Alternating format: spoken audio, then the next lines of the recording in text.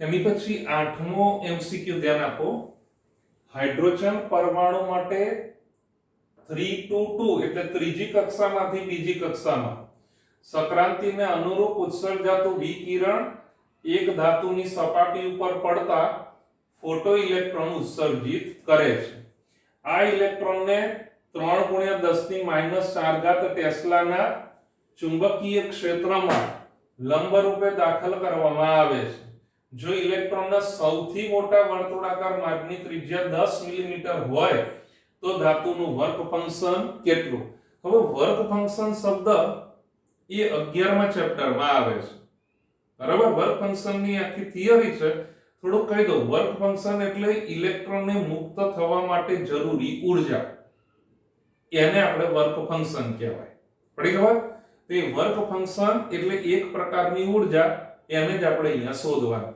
Electron ત્રીજી કક્ષામાંથી બીજી કક્ષામાં જાય છે એટલે અહીંયા આપણે કહી શકાય કે n = 3 એના માટે ઊર્જા આપણે કેવી હોય તો E3 = -13.6/n².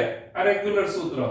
તો બરાબર અહીંયા કેવું હોય તો -13.6 ત્રીજી કક્ષામાં એટલે 3 એનો સ્ક્વેર એટલે 9. પડી ખબર? એટલે માટે E3 બરાબર કેટલું રહેશે તો અહીંયા -13.6/9 એટલે -1.51 ઇલેક્ટ્રોન વોલ્ટ. આ આપણને E3 મળ્યું. હવે જો આપણે બીજી કક્ષાની વાત કરવી હોય તો આની જેમ જ. તો n = 2 એના માટે ઊર્જા E2 બરાબર. હવે આ ન લખીએ ચાલે ને, -13.6/n² એટલે -13.6/-13.6/n = 2 એનો સ્ક્વેર એટલે 4 એટલે માટે E2 બરાબર માઈનસ આનો ભાગાકાર કરીએ એટલે 3.4 ઇલેક્ટ્રોન વોલ્ટ. પડી ખબર?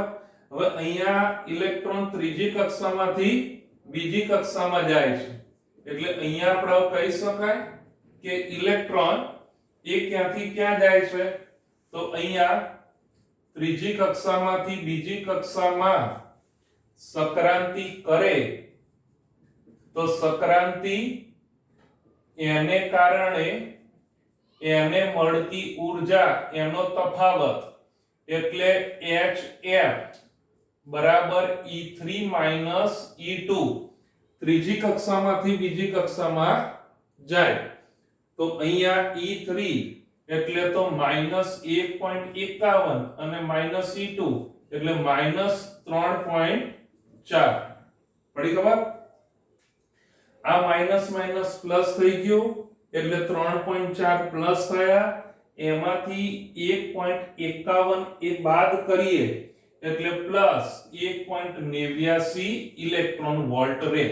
આ આપણને HF એટલે E ના સ્વરૂપમાં મળ્યું એવું કહેવાય. કોણ મળ્યું? HF.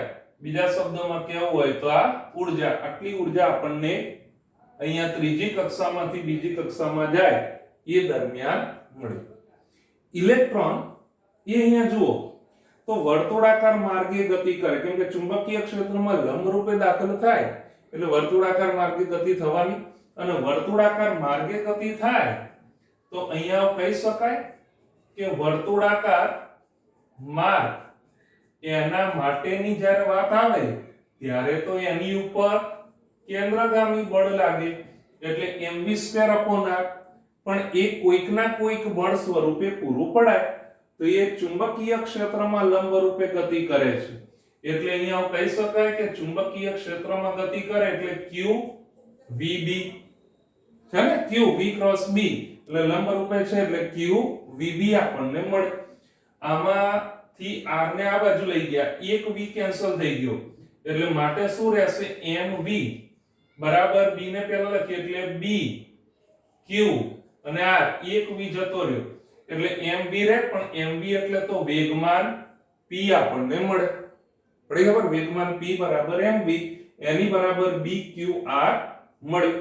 હવે મહત્તમ અહીંયા વર્તુળાકાર માર્ગની ત્રિજ્યા 10 મિલીમીટર હોય તો ઇલેક્ટ્રોનના સૌથી મોટા વર્તુળાકાર માર્ગની વાત એટલે સૌથી વધારે એની ગતિ ઉર્જા રહેવાની એટલે k મેક્સિમમ બરાબર p²/2m યાદ આવે તો ગતિ ઉર્જા છે એક પ્રકારની 1/2mv² પણ p ના સ્વરૂપમાં આપણે રૂપાંતર કરીએ p બરાબર mv કિંમત મૂકીએ એટલે p²/2m આપણને મળે પડી ખબર તો અહીંયા આપણે p એને બદલે bqr એ અહીંયા લખી શકાય તો અહીંયા k મેક્સિમમ બરાબર p એટલે bqr ક્લિયર ને અને એનોય પાછો ²/2m આ જે પણ આવે એ સામાન્ય એકમ એટલે કે જૂલમાં આવે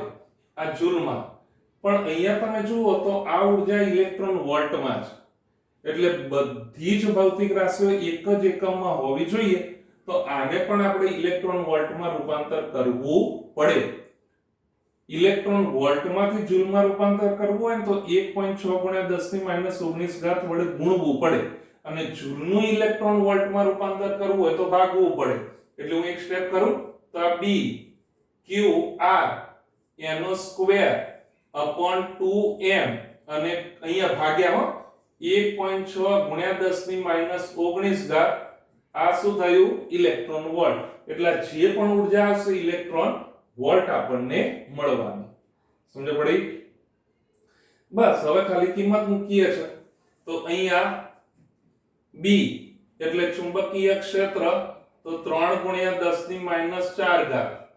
q એટલે 1.6 × 10⁻19 અને ત્રિજ્યા r એટલે 10 મિલીમીટર હવે 10 × 10⁻³ થાય મિલીમીટર એટલે 10⁻²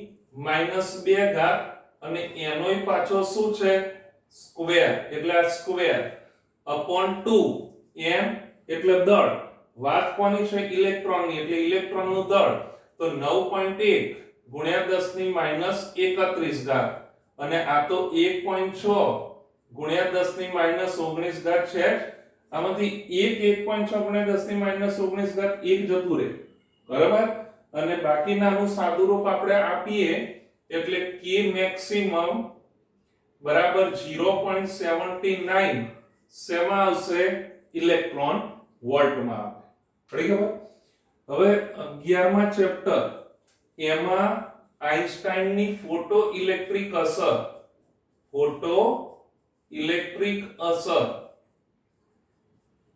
એના સમીકરણ એની ઉપરથી આખી સાબિતી છે આઈન્સ્ટાઈનની ફોટો ઇલેક્ટ્રિક અસર એની સાબિતી અને એની ઉપરથી આ સૂત્ર k મેક્સિમમ બરાબર hf જે ઊર્જા એક કક્ષામાંથી બીજી કક્ષામાં જાય ત્યારે જે મળતી ઊર્જા માઈનસ મુક્ત કરવા માટે જે લઘુત્તમ ઊર્જા હોય એને તો વર્ક ફંક્શન કહેવાય એટલે -5 પડી ખબર આ સૂત્ર 11મા ચેપ્ટરમાં વારંવાર આવે છે તો હવે આમાંથી આપણે phi ને શોધવાનું વર્ક ફંક્શન એટલે phi તો આને આ બાજુ લઈ જઈએ અને આને આ બાજુ એટલે phi